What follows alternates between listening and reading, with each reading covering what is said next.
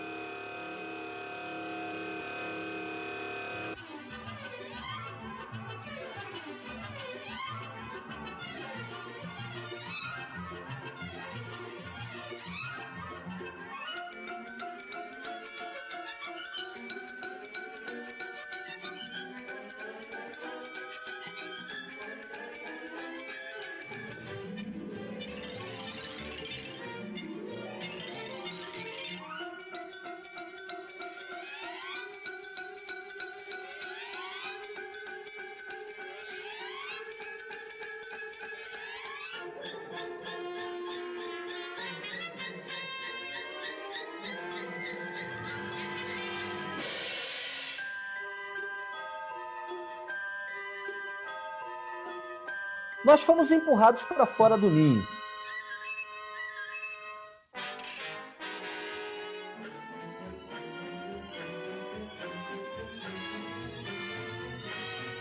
Nós observamos a participação das pessoas sobre esse tema do home office em dois campos interessantes.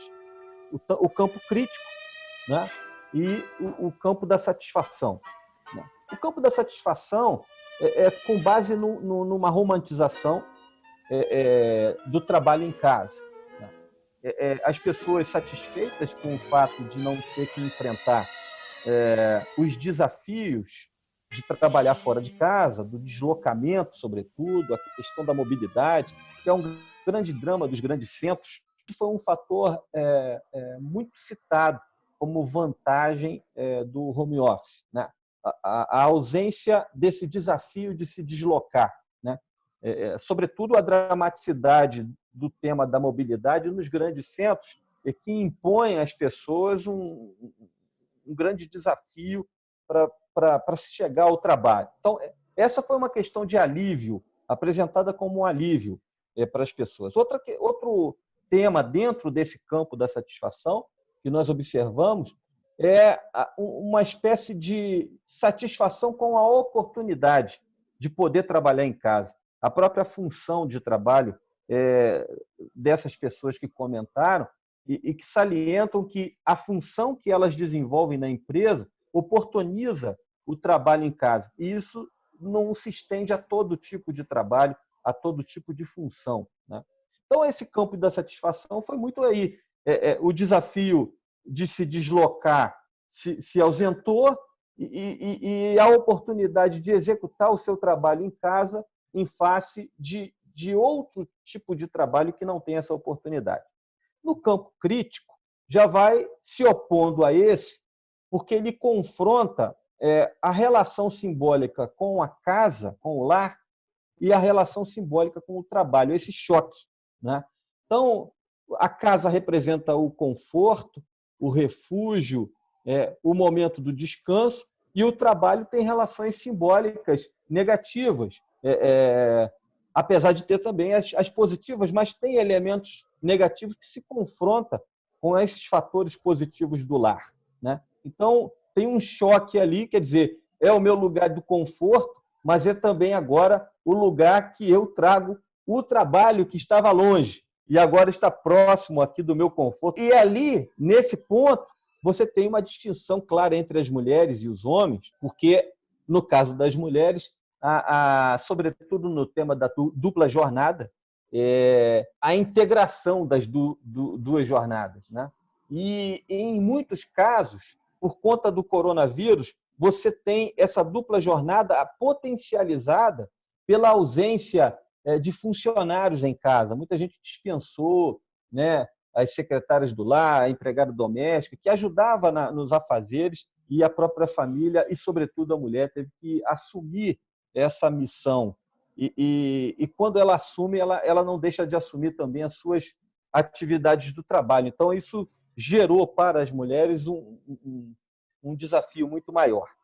A empresa ser bastante compreensiva com relação a isso, com esse momento, eu tenho meu nível de cobrança, a forma como eu gosto de trabalhar, Então, eu tenho um monte de entrega para fazer, mas eu tenho que lidar com duas crianças que me veem o tempo todo no home office, né? Me veem ali, não é uma casa grande, então eu não tenho como me esconder deles.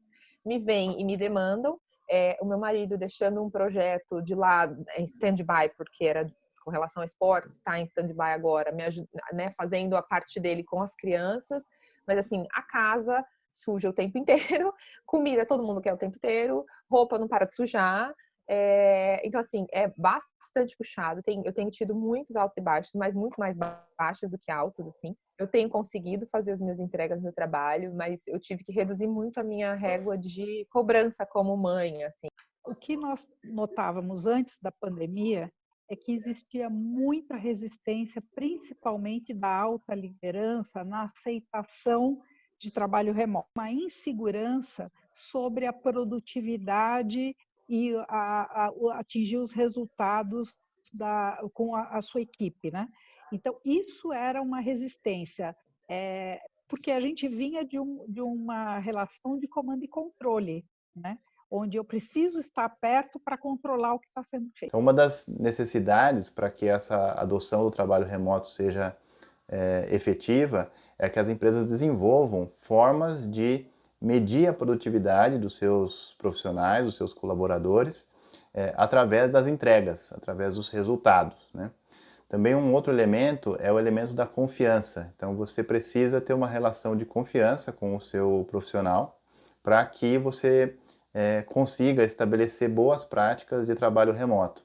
Não adianta você tentar fazer a adoção do trabalho remoto e adotar as práticas do trabalho dentro do escritório. O cuidado só que nós temos que ter é realmente colocar um limite nos horários de trabalho. Por quê? Porque as pessoas se cansam. Eu já sinto hoje, aí, depois de quase 6 semanas que as pessoas estão em trabalho remoto, começando a cansar, né? Claro que a gente está vivendo isso ao extremo, de não, até o sentimento de estar cerceado de poder sair de casa. Nós estamos vivendo no mundo inteiro, é a primeira vez que a humanidade inteira tem o mesmo sentimento, é o sentimento de medo. Todos nós estamos vivendo um momento de medo, seja pela nossa saúde, seja pela saúde dos nossos entes queridos ou dos nossos colaboradores, seja se eu sou um líder de uma grande empresa multinacional, se eu vou conseguir manter os empregos ou eu mesmo vou ter emprego amanhã, se eu como empresário, os empresários com medo de a minha empresa vai conseguir sobreviver a isso, eu vou conseguir também manter os empregos.